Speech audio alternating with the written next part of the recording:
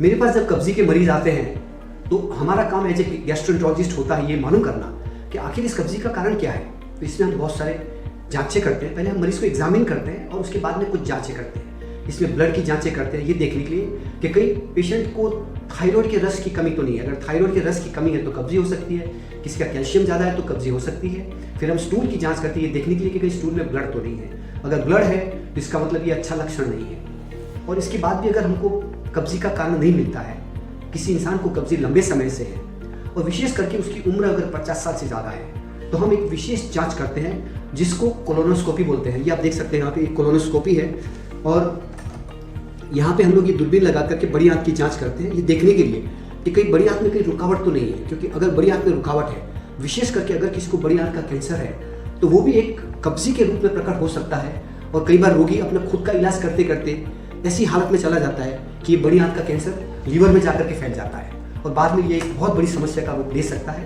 तो इसलिए ये कोलोनोस्कोपी की जांच कुछ लोगों में करना जरूरी होता है। इसके बाद भी अगर कारण नहीं मिलता है तो हम एक विशेष जांच करते हैं जिसको हम कोलोनिक ट्रांजिट स्टडी बोलते हैं। इसमें मरीज को हम कुछ कैप्सूल गिरने का बोलते हैं। उस कैप्सूल के अंदर छोटे छोटे रेडियो ओपेक मार्कर होते हैं, यानी कि वो मार्कर जिसको हम एक्सरे में देख सकते हैं। और ये कैप्सूल गिरने के 5 दिन बाद में हम मरीज का एक एक्सरे लेते हैं और फिर उस एक्सरे में देखते हैं कि जो छोटे छोटे रेडियो ओपेक मार्कर हमने कैप्सूल के जरिए उसके पेट में डाले थे वो लेट्रिन में निकल गए कि नहीं निकल गए। अगर 5 दिन बाद भी ये सब मार्कर्स लेट्रिन में नहीं निकले हैं और वो आंत के अंदर ही पड़े हुए हैं, तो हम ये देखते हैं कि ये कहाँ पड़े हुए हैं।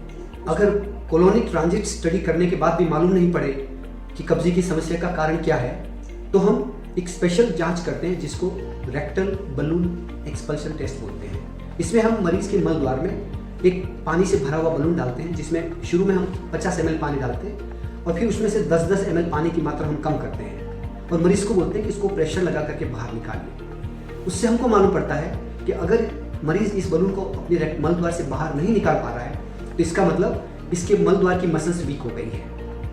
और एक और स्पेशल जांच हमारे पास में उपलब्ध है जिसको हम रेक्टल मैनोमेट्री बोलते हैं, जिसमें एक स्पेशल मशीन के द्वारा यह मालूम किया जाता है कि इस मल द्वार की मसल्स में क्या तकलीफ है या मल द्वार का जो स्फिंक्टर या वाल्व है उस वाल्व का प्रॉब्लम है। तो रेक्टल मैनोमेट्री एक स्पेशल जांच है जिससे हम कब्जी का कारण ढूंढ निकालते हैं।